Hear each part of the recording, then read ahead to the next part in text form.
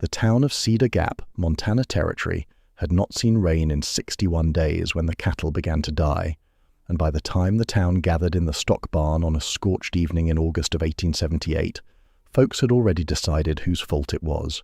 Tessa Kincaid stood alone at the front of that crowd, 26 years old, dust on her boots and her father's worn leather hat in her hands, and listened to 100 people she had known all her life talk about her like she was a stranger, like she was worse than a stranger, like she was a plague. 11 head on my place since Sunday, shouted Marv Colby, a red-faced rancher from the north end of the valley. 11. They stagger, they bawl, they go down by the water and they don't get up, and I want to know what she put in it. The barn rumbled. Tessa felt the sound in her chest, low and mean, the way thunder feels when the storm is still deciding whether to come for you. Her father, Dr. Amos Kincaid, had ridden this valley for better than 15 years. He had set the bones of half the men in that barn. He had brought a good number of them into the world, and he had sat up nights with their wives and their children and their horses, because in a territory with one doctor, a doctor learns to treat whatever is sick, whether it walks on 2 legs or 4. When he died of the fever last winter, the town had wept at his funeral. His daughter had ridden with him since she was 9. She could pull a breached calf, lance an abscess, splint a cannon bone, and read a fever in a steer's eyes from across a corral. She had thought that counted for something. It counted for nothing on the night Harv Dooley, the liveryman, climbed up on a feed crate and held her father's medicine bag over his head so the whole barn could see it. "Found this," Dooley hollered. "This morning, lying in the mud not 3 feet from my water trough. The same trough where my 2 best mares went down. Kincaid's bag. Her bag now. You all know she's been out to every ranch in this valley since spring, poking at cattle, mixing her powders. And everywhere she goes, stock dies behind her." It was a lie. Not the bag was hers, or it had been until it went missing off her porch 9 days back, and she had told the sheriff so at the time, for all the good it did her now. The lie was everything else. The lie was the shape they were bending the facts into, because a frightened town in a drought year wants a face to blame, and a woman alone with a dead father and a knowledge of medicines makes an easy face. "I have never in my life given an animal anything but help," Tessa said. Her voice did not shake. She had promised herself, walking in, that whatever else they took from her, they would not get to watch her beg. "That bag was stolen off my porch, I reported it. Sheriff Mercer wrote it in his book and he can say so." "Convenient," someone called. "Awful convenient," called someone else. At the back of the barn, in a black coat that had never known cow manure, stood Ambrose Galt. He owned the bank block, the mercantile, and more grassland than any 3 ranchers in the valley put together, and when he finally raised one soft, clean hand, the barn went quiet for him the way it had not gone quiet for her. "Friends," Galt said, gentle as a preacher, "no one here wants injustice, but no one can deny the pattern either. Sickness follows this young woman like a shadow. Now, I am not a man for rope talk. I will not hear rope talk. But I believe, for the safety of the herds and for her own safety, Miss Kincaid ought to keep away from other folks' stock and other folks' water until this matter is understood. That is all. That is only sense. And that was how it was done. No trial, no charge, nothing a person could stand up and fight. Just a soft voice pouring a hard sentence, and a barn full of nodding heads. Keep away from the stock. Keep away from the water. In ranch country, in a drought, that was another way of saying, you are no one now. You are nothing here. Tessa walked out of that barn with her chin level and her spine straight, past women who had brought her pies when her father died, past men whose children she had dosed for whooping cough, and not one of them would meet her eyes. Not one, except the man leaning against the doorpost with his hat pulled low. Weston Ransom was 30, lean as a fence rail and about as talkative, and he ran the Dry Fork Ranch out on the west side of the valley with his father, and 2 hired hands he could barely pay. Tessa knew him the way everybody in a small valley knows everybody, by sight, by name, by the shape of his troubles. His mother 3 years in the ground. His father gone strange and silent with grief. His herd mortgaged to the Galt Bank like half the herds in the county. He had stood at the edge of that meeting the whole night and never said a word, and she was ready to despise him for it, the same as all the rest, when he pushed off the doorpost and fell into step beside her in the dark street. "They took a vote on your character in there," he said, "and I didn't care for the count. You didn't raise your voice against it either, Tessa said. No, he said. I'm no talker. I came to ask you something instead. He stopped under the one-lit window of the dry goods store, and she saw that his face was gaunt and his eyes were red-rimmed and not from whiskey. I've lost 14 head in 10 days. I'll lose the ranch behind them, and my father with it, because that ranch is the last thing on this earth he's holding on to. Every man in that barn thinks he already knows what's killing the stock. I think knowing and blaming ain't the same animal. So I'm asking, will you come out to Dry Fork and look at my cattle? Tessa stood very still. 61 days without rain, and this was the first drop. You heard Galt, she said. I'm to keep away from other folks' stock. Galt don't own my corrals yet, Weston said. It's my stock, and I'm inviting you. I can pay a little. Not much. But it's honest work, honestly asked. Why, she said. Why me, when the whole territory says I'm the poison? He was quiet a moment, turning his hat brim through his fingers.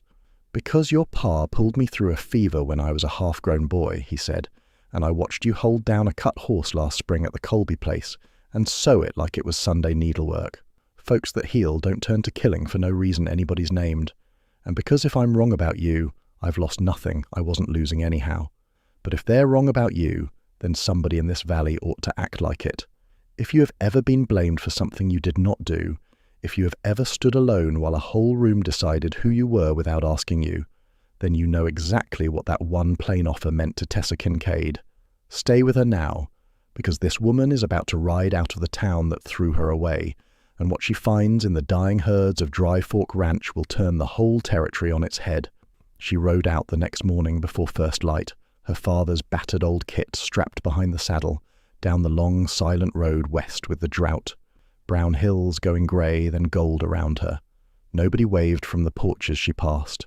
A woman she had known since school pulled her washing off the line and went inside.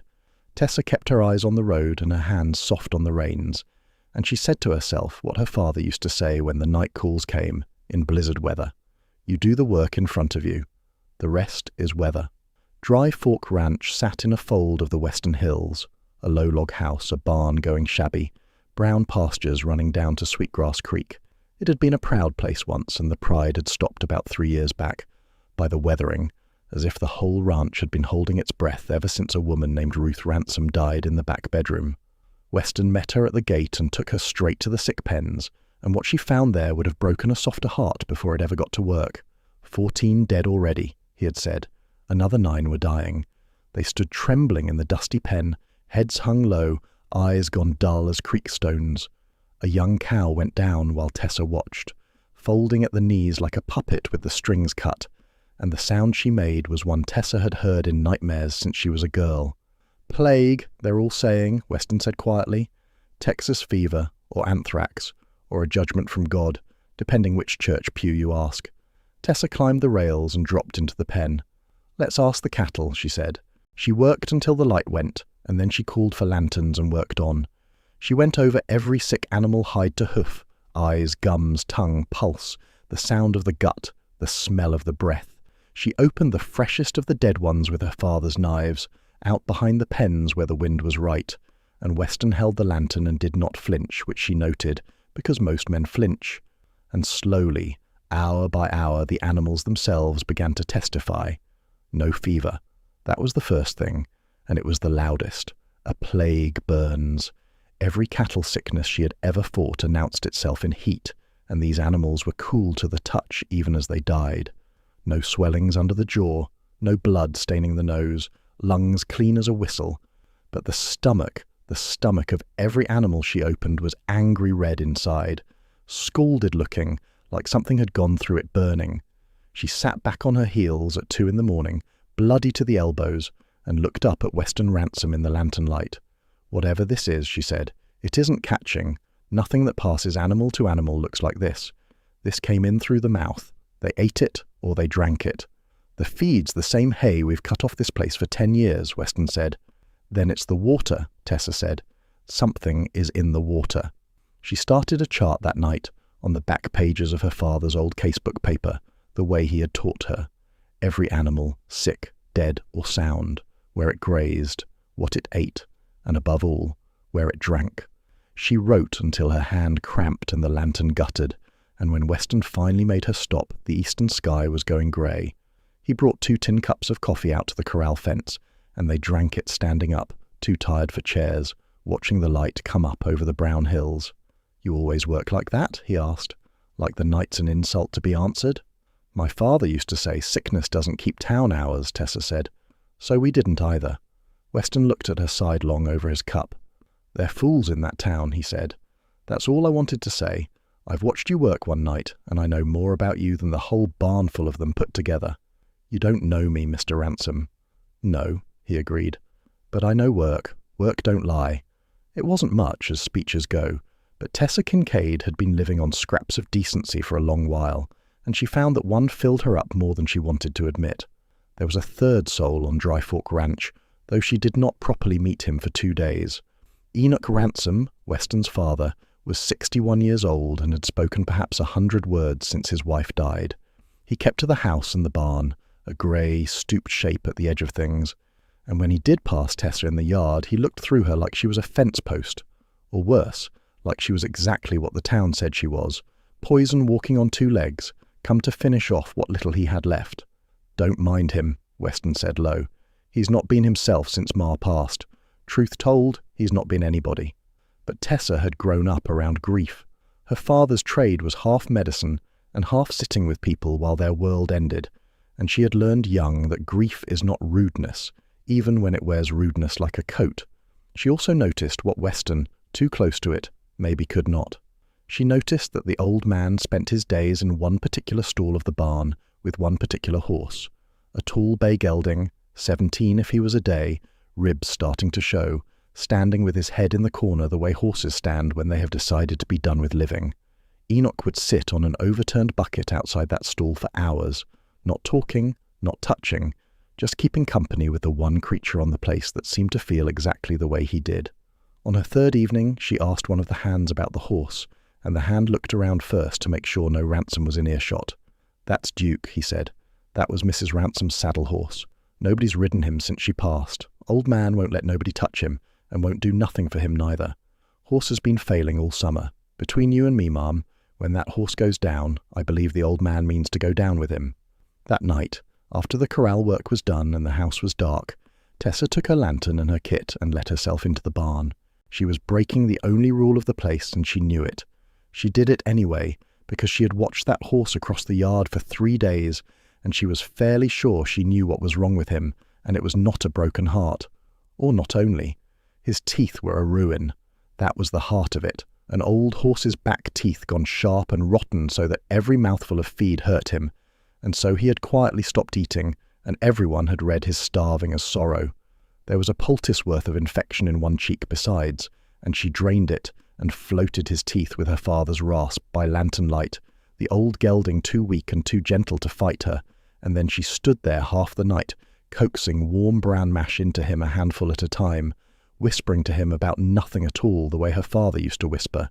She was still there when the barn door opened at grey dawn, and Enoch Ransom stood framed in it with his bucket in his hand.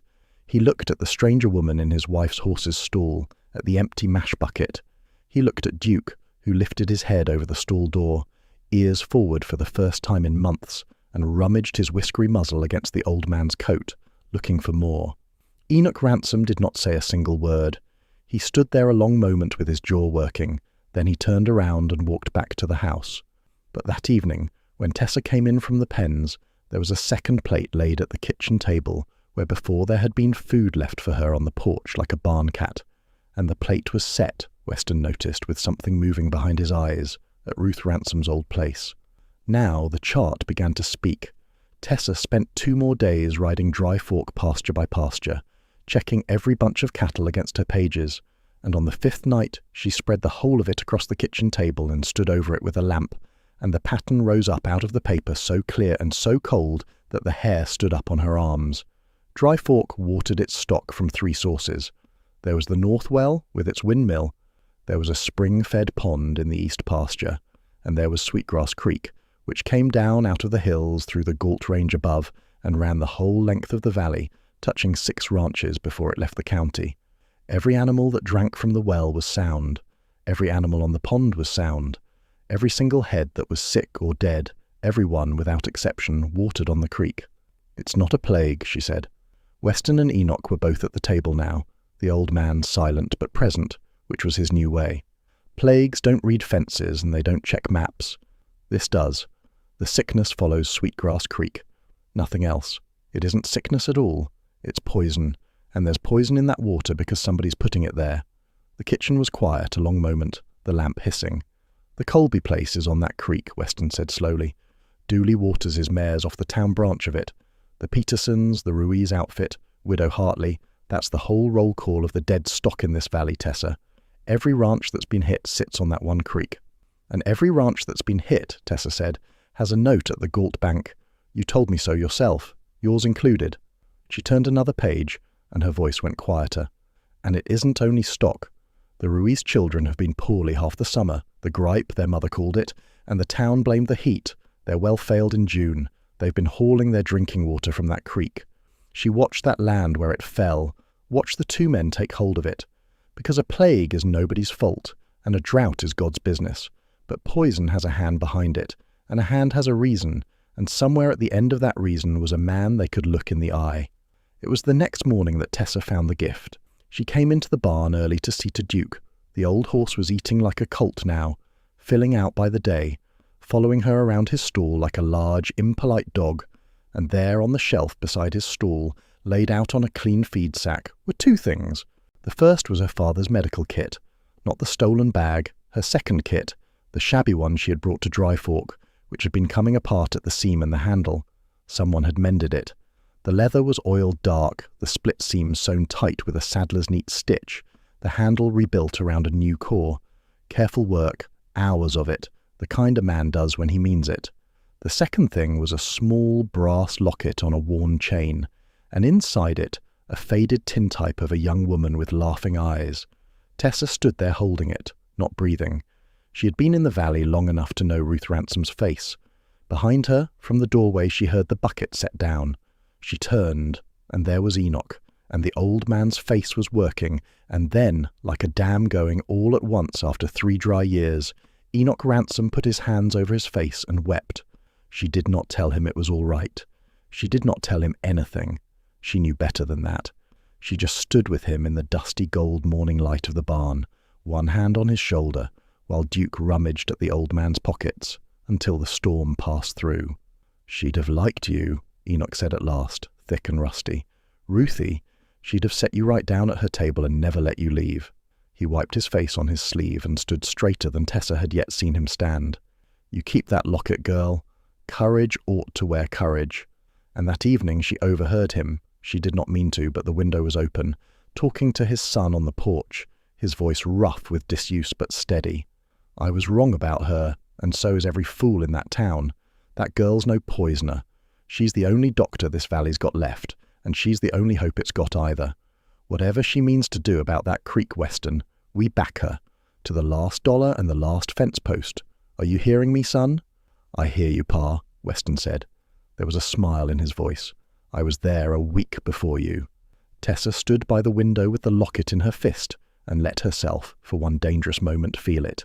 The thing she had not felt since her father died. The feeling of standing inside a circle instead of outside one. Then she put the feeling away, because there was work in front of her, and the work was this. Somebody was poisoning Sweetgrass Creek, and there was only one way to find out who. Ride upstream. She left at first light, alone, over both men's objections. 2 riders raised dust and questions, she told them. A lone woman checking her lines is nothing, is nobody, is invisible. And besides, if she was caught where she should not be, better that Dry Fork could say it knew nothing. Weston did not like a word of it. He saddled her horse himself anyway, and stood at the gate watching until the hills took her out of sight. She rode the creek like a tracker, the way her father had taught her without ever calling it teaching. Where the banks pinched narrow, she got down and led her horse and read the ground. 6 miles up, past the last Dry Fork wire, into the rough country of the upper range, Galt land now, leased range strung with new fence. The creek ran through a stand of chokecherry below a rock spur, and it was there that she found the camp. It was tucked in tidy against the rocks where no line rider would happen on it. A fire ring, a picket line, a camp used over and over for weeks, and under a lean-to of cut boughs stacked dry and careful, Sacks, a dozen and more heavy woven sacks, each stenciled in blue with the marks of a mining supply house in Helena, and one word that stopped the breath in her throat. Arsenic. White arsenic, the mine kind. The kind used by the ton for roasting ore, and used in a pinch to poison wolves, and cheap and easy to buy, and easier still to explain away in a territory full of mines and wolfers. One of the sacks was open, a tin scoop still standing in it, and 10 steps down the bank she found the other thing, a little side spring that fed the creek, dammed up neat with rocks and canvas to make a pool, so a man could dose the pool and pull the canvas and send it down the valley in one strong slug whenever it suited him, whenever the last dose wore off, whenever another mortgaged rancher was starting to hope his luck had turned. Tessa stood in that quiet, evil little camp, and she was not afraid, though she should have been. What she felt was cold, and what the cold was fury. She thought of the young cow folding at the knees, of Widow Hartley hand-pumping well water into barrels every morning to keep her last milk cows alive.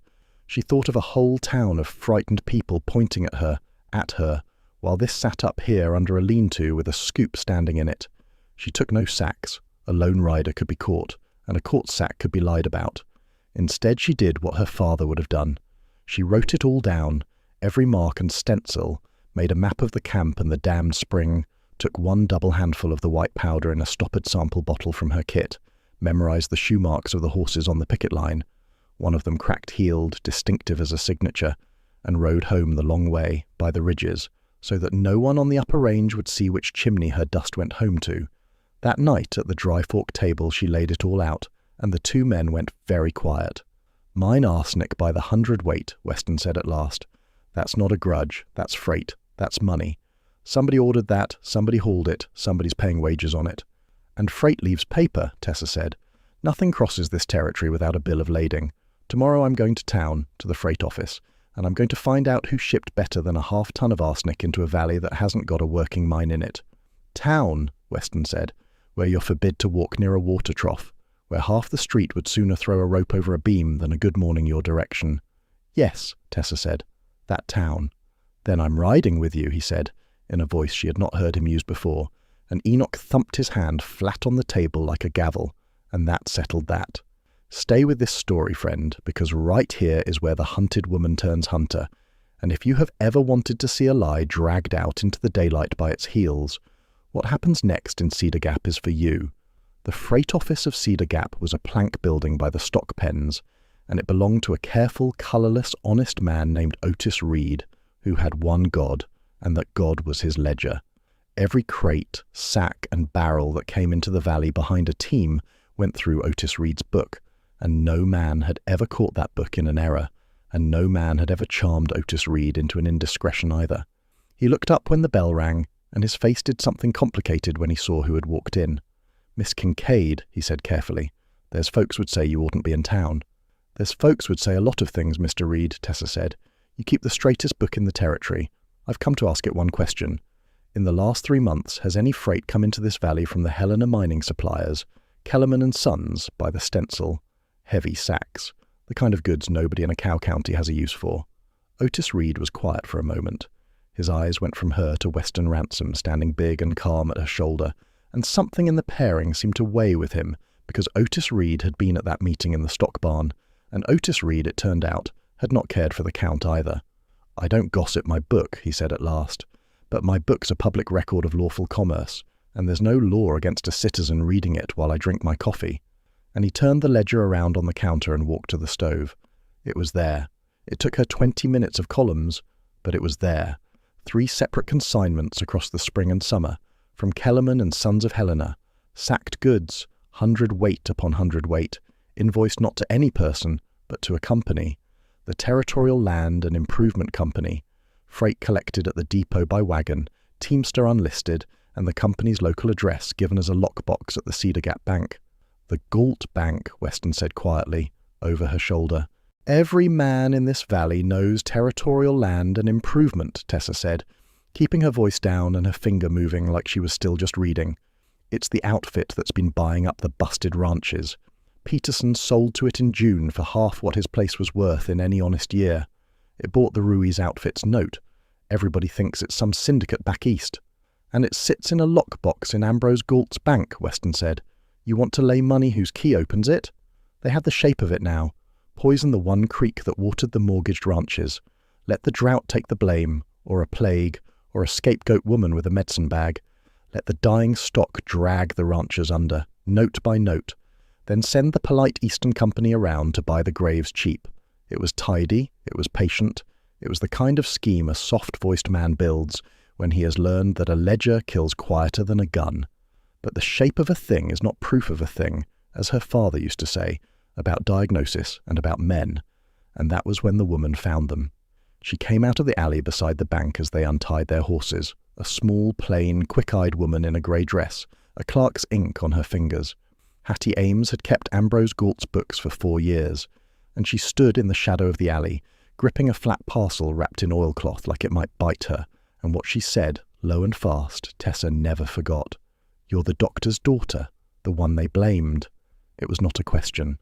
I was at that meeting. I sat there and I watched him do, to you, what I've watched him do in that ledger to half this valley, one foreclosure at a time, and I went home that night and I couldn't eat my supper. Her chin came up. I copied pages. All summer I copied pages, and I told myself it was in case, and now it's in case. Territorial Land and Improvement isn't any syndicate. It's him. It's Ambrose Galt behind a rented name. His hand signs the drafts. I've watched him do it with the door cracked. It's bought 4 ranches this year for 30 cents on the dollar, every one of them on Sweetgrass Creek, and there's a page in there where he lists the next 3 he means to have by fall. Ransom's Dry Fork is the second name on it. She pushed the parcel into Tessa's hands. I copied every page twice. That one is yours, and the first copy stays hidden with me until it's wanted, Hattie Ames said. There's wages in there too, paid out monthly, in cash, entered under range improvements, to a man who never improved anything in his life. You'd know the name. Pete Briggs. The street tilted a little under Tessa's boots. Pete Briggs, who had been her own father's apprentice for 3 years, before her father caught him watering medicines and selling the difference and turned him out. Pete Briggs, who knew a doctor's habits, and a doctor's daughter's habits, and exactly what a medicine bag left on a porch looked like, and exactly what finding one beside a poisoned trough would do to a town's mind. Pete Briggs, who had smiled at her father's funeral, and said no hard feelings between old colleagues. Tessa. "Miss Ames," Weston said, "if he learns what you've done." "Then he learns it," said the little bookkeeper, and for 1 second the mildness went out of her face entirely. "My wage isn't worth what he's buying with it. It never was. I'll speak when there's someone worth speaking to. See, there's someone." And she was gone, back down the alley, a grey, respectable, entirely dangerous little woman, and God bless every soul like her. They rode for Dry Fork through the falling dark, with the oilcloth parcel in Tessa's saddlebag like a live coal, and it was full night, and they were 1 mile short of home, planning evidence and sheriffs and circuit judges, when they saw the lanterns burning in the ranch yard, and heard Enoch's raised voice, and found the deputy waiting. Not Sheriff Cole Mercer. Mercer was a fair man, slow and tired but fair, which was exactly why he was not there. This was Deputy Lyle Fenn, who wore a moustache too big for his face and boots too fine for his pay, and everybody in the county knew whose stable his fine bay horse had come out of. "Tessa Kincaid," Fenn announced loud for the hands to hear. "There's a warrant sworn against you, malicious poisoning of livestock, sworn this evening on new evidence." He could not quite keep the satisfaction out of his voice. "You'll come to town and sit in the jail until the circuit judge gets here. 3 weeks, maybe 4, and I'll tell you what else happens while you sit. The bank's auction goes forward at the Colby barn tomorrow at dawn. 3 ranches on the block, seized on their notes, all lawful and proper. It's a hard year all around, ain't it?" There it was, all of it, in one tidy package, the night before the hammer fell. Lock up the one person who knew where to look. Sell the valley at dawn. By the time any judge heard any evidence, Territorial Land and Improvement would hold the deeds, and deeds are hard things to unwind. Weston stepped up between Tessa's horse and the deputy, and for the first time since she had known him, Weston Ransom looked like a man weighing exactly how much a punch would cost. "Show me the warrant," he said. Fenn showed it. It was real enough, sworn out by Harve Dooley, on the word of a witness who claimed to have seen Tessa near his troughs. And a warrant is a warrant, even in a crooked hand. "Dawn," Tessa said quietly, thinking fast and cold. "It's a long ride back to town in the dark, Deputy, and I'll want my kit and a change of clothes, and you'll want a fresh horse and coffee. First light is time enough for jail. Sit in the kitchen. Enoch will feed you. I give you my word I'll ride in with you at sunup." Fen hesitated, but the kitchen smelled of stew, and a moustache too big for a man's face generally comes attached to a man who thinks a woman's word is a small, safe thing. He sat. He ate 2 plates. He took the good bedroom, in the smug way of small kings. And at 2 o'clock in the morning, Tessa Kincaid went out her window in her stocking feet, with her boots in her hand and her rope over her shoulder. Weston was waiting at the barn, because of course he was. He had read her at supper like a chart. They had one short, fierce, whispered argument in the dark, and she won it, the way she won most things, with the truth. "They didn't blame you, Weston. They blamed me. It has to be me that brings it in, me alone, or it's your word and your pa's tangled into mine, and Galt will say Dry Fork cooked it all up to duck its note. 1 rider, 1 rope. If I'm wrong, I'm just an escaped woman and you knew nothing. If I'm right—" She swung up into the saddle and the locket glinted at her throat in the starlight. "Then I'll see you at the auction." She rode the ridgeline she had scouted above the creek trail, walking her horse the last mile in the dark with her hand on its nose, and she was belly down on the rock spur over the chokecherry camp when the poisoner came at the false dawn greying of the sky, right on schedule, because within hours the valley would be full of buyers and witnesses, and Galt would want the creek freshly wicked. She watched a man ride into the camp on a horse with a cracked-heeled shoe. She watched him get down, easy and unhurried, a man doing a chore he had done 20 times, and drag the canvas off the damned spring and take up the tin scoop and open a fresh white sack. And when his back was to her and both his hands were full of poison, Tessa Kincaid came off the rock like her whole life had been aimed at that one moment, swinging her loop. Her father taught her medicine, but it was the valley itself, the brandings and the gathers and 1,000 ordinary mornings, that had taught her to rope, and she had won the ladies' catch at the county fair twice, a fact that Pete Briggs, of all men, should have remembered. The loop came down over him clean, shoulders and elbows, and she dallied and set her horse back and snapped him off his feet before the scoop hit the ground. He landed hard, screaming in the spilled white powder of his own trade, and she was on him with her knee in his back and a piggin string on his wrists before he ever got a full breath. And when she wrenched him over and the grey light found his face, there was no surprise left in her at all, only the cold going 1 degree colder. "Hello, Pete," she said. "Tessa." He was gabbling before she even asked. "Tessa, now, this ain't what it looks—" "It's exactly what it looks like," she said. "It's what it's looked like all summer. Get up. You're going to the auction." She brought him in at full dawn, down the main road, right up the middle of Cedar Gap, past the church and the bank and the stock barn, and she did not hurry. Picture it the way the town had to see it. The whole county was gathered at the Colby barn for the auction, ruined families in patched Sunday clothes, Sheriff Mercer with his coffee, Deputy Fenn white-faced from riding in with an empty warrant, and Ambrose Galt up on the auctioneer's platform with the deeds in a leather folder under his arm. The auctioneer had his hammer up over the first of the seized ranches, and into all of it, out of the sunrise, rode the poison woman of Cedar Gap on a tired horse, leading a second horse, on which was tied, wrists to the horn and white to the lips and dusted head to boot with his own arsenic, Pete Briggs, with a heavy woven sack lashed behind his saddle. At the edge of town she had cut that sack down onto her rope, and now from her saddle horn it dragged through the dirt of the main street, stenciled Kellerman and Sons Helena alongside the canvas from a damned spring. She rode straight through the crowd, which opened for her like water, and she pitched the sack off the rope so it burst at the foot of the platform in a spray of white, right at Ambrose Galt's polished boots. "There's your cattle plague," Tessa Kincaid said, into the ringing silence, in a voice they heard at the back of the crowd and remembered in that valley for 50 years. White arsenic, better than half a ton of it, freighted in from Helena in 3 lots, cached 6 miles up Sweetgrass Creek on the least range, and fed into the water all summer, 1 dose at a time, by this man, Pete Briggs, who I roped an hour ago with his hands in the sack and the spring damned for dosing. Every animal in this valley that died off that one creek. Sheriff, my chart of it is in my saddlebag, along with a sample of the powder and a map of the camp, and you'll find the camp just as I left it, and his cracked heel horse tracks all over it going back a month. Uproar, and over it, Galt's voice, smooth even now, pitched to carry. "This woman is under warrant. This is a desperate slander from a poisoner facing a judge. Sheriff, do your duty."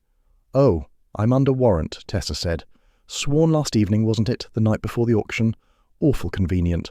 So let's ask the man I caught with his hands in the poison who pays his wages. Ask him quick, before he decides to hang alone." And Pete Briggs, who had been many things in his life but never once brave, looked out at that crowd, at the Petersons who had lost everything, at Widow Hartley, at faces gone from confusion to a low, gathering, terrible anger, and none of that anger aimed at Tessa Kincaid anymore, and Pete Briggs broke apart like a dry dam. "It was Galt," it came out of him in a rush, high and cracking. "Ambrose Galt. He's paid me since April, $25 a month and a bonus every ranch that went under. It's in his book, Range Improvements. That's me. That's the poison. He gave me the plan, the sacks come to his company, territorial land and improvement. That's him too. It's all him. And the bag. He had me take her bag off her porch and lay it by Dooley's trough. He said, 'Give the fools a witch and they'll never look for a banker.' And the warrant. It was me that swore to Dooley I'd seen her by his troughs. Galt wrote out the very words for me to say." He twisted in his ropes toward Tessa, weeping now, dust and arsenic streaking his face. "It wasn't personal, Tessa. Your pa turned me out, and Galt paid good, and it wasn't ever personal." "You poisoned the water my neighbour's children hauled drinking buckets from," Tessa said. "It's personal." Galt was already moving, calling it the raving of a court criminal, one hand raised, the folder of deeds still under his arm. And that was the moment the crowd parted again, twice, from two directions. From the east side came a small woman in a grey dress, walking fast, holding a flat oilcloth parcel high over her head. "It is in his book," Hattie Ames called out, clear as a school bell. "I kept that book 4 years, and I've copied it, and I'll swear to every page before the judge. The wages, the company, the list of ranches he wrote down to take next. It's here. It's all here." And from the west side came a rider Tessa had not seen since the early spring, swinging down off a lathered horse, a young man with the Kincaid jaw and shame all over his face, holding up a thick, battered, leather-bound book that Tessa would have known at the bottom of a river. Her brother, Gil Kincaid, who had half believed the talk last spring and quarrelled with her over it, and taken his saddle and gone, and who had heard, 3 counties away, what they were saying about his sister, and had ridden 2 days without much sleep to bring the one thing he had carried away with him, their father's casebook. "Pa's records," Gil said, loud enough for the sheriff, hoarse with dust and with something else. Every entry from the years Pete Briggs apprenticed under him, the day he caught Briggs thinning the medicines, the day he dismissed him. Briggs's own handwriting all through the compounding pages, so when they claim my sister mixed anything, you can lay her hand and his side by side and see who's the poisoner and who's the doctor. He looked up at her then, and had to stop and start again. "I'm sorry, Tess. I should have been here. I'm here now." Sheriff Cole Mercer set down his coffee, walked up onto the platform, and did the first entirely satisfying thing any officer of the law had done in that valley all year. He took the leather folder of deeds out from under Ambrose Galt's arm, and then he took Ambrose Galt by the elbow. "Ambrose Galt, you're arrested. Conspiracy, malicious poisoning and fraud, and I expect the judge will think of more. Lyle," and here Mercer's tired eyes found his deputy and went flat. "Give me your star before I say something in front of ladies. Miss Kincaid." He turned to her, and he took his hat all the way off, and the whole crowd watched him do it. "That warrant was sworn on bought words, and the judge will strike it the hour he steps off the stage. I'll write out the affidavit myself. And speaking for the law in this county, the law owes you an apology it can't pay. This auction is closed. These sales are void. Folks, go home and pump your wells and give this woman the road." They did not give her the road. That was the thing she never could tell afterward without stopping a moment.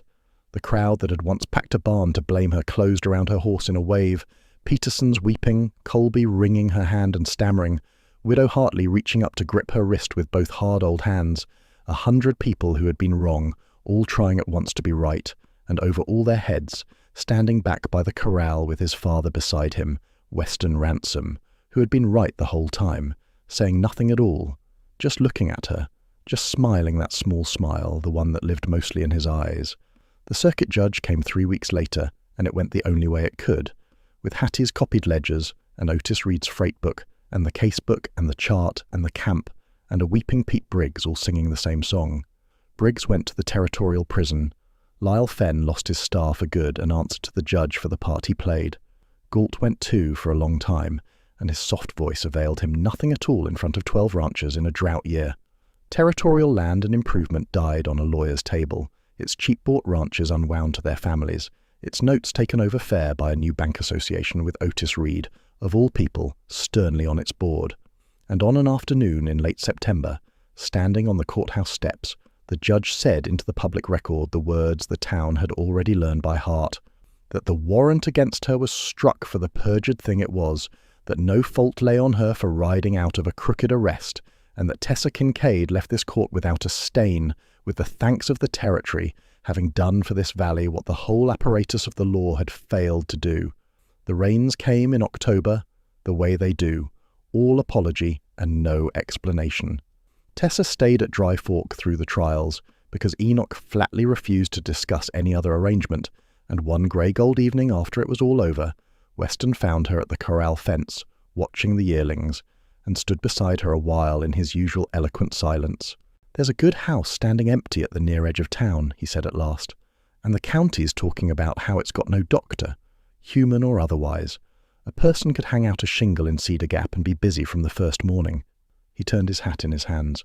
"Or a person could hang it somewhere quieter, out west of town, say, if a person could stand the company." Tessa looked out at the hills a long moment. "You should know I'm not staying because I've got nowhere else," she said. "I had letters this month. Bozeman wants a horse doctor. Helena, too. There's money in Helena." She turned and looked at him straight, the way she did everything. "I'm staying because I looked at all of it, and this is what I want. This valley, this work, a breath, this porch most evenings, if it's offered." "It's offered," Weston said, quiet. "It's been offered since about the second morning, if you want the truth of it. I just talk slow." "I noticed," she said, and laughed. And if you had seen his face when she laughed, you would understand why the wedding, the following June, was the best attended in the history of the county. Gil stayed the winter, mended what a year of absence had bent between them, and rode out in the spring for a ranch job in Wyoming with his sister's blessing, and the best of the Dry Fork colts under his saddle. For old Duke, it must be told, had gotten so thoroughly above his sorrows that spring found him sneaking out of his stall to court the neighbours' mares, like a shameless 4-year-old, gelding or no. Enoch claimed the horse was a scandal. Enoch said this while feeding him biscuits. And on the morning Tessa moved her books and bottles into the snug front room that Weston and Enoch had built onto the ranch house, with its own door facing the road so the whole valley could come to her, and come they did, with their colicked horses and their croupy children and their cut hands. Weston gave her his gift. He had made it himself in the barn through the winter evenings, every letter hand-drawn and true, and he hung it by the road on 2 chains that would let it swing in the wind for the next 40 years. The shingle read, "Tessa Ransom, Doctoring, Humans and Stock, Honest Work, Honestly Asked." She stood in the road looking at it for a long time. Then she went in, through her own door, into her own house in her own valley, and put the kettle on. Folks in Cedar Gap tell the story still, and they tell it honest, the way this valley learned the hard way to be. They tell how they blamed the wrong soul entire, and how the woman they threw away rode out and dug up the truth alone and dragged it into the middle of town by a rope. And when strangers ask how the valley got its doctor, the old-timers say, "We didn't get her. We nearly ran her off. She stayed anyway, not because she owed us, and not because she had nowhere to go, but because staying is what she chose. That's the part you're to remember," they say. She chose. If this story touched your heart, do an old storyteller a kindness. Tell me in the comments what you would have done in Tessa's place when the whole territory turned against you. Would you have ridden out or ridden away? And if you believe, like the folks of Cedar Gap came to believe, that truth is worth the long ride upstream and love is worth the staying, then stay with us too. Subscribe, so the next story can find you the way. Weston's plain offer found Tessa on that dark street, because out at Dry Fork, when the evening light goes gold across the creek that runs clean now, you can still hear a painted shingle swinging gentle on its chains. Small things are the last to leave a house, and some of them, if a woman has courage enough, are the first to come back.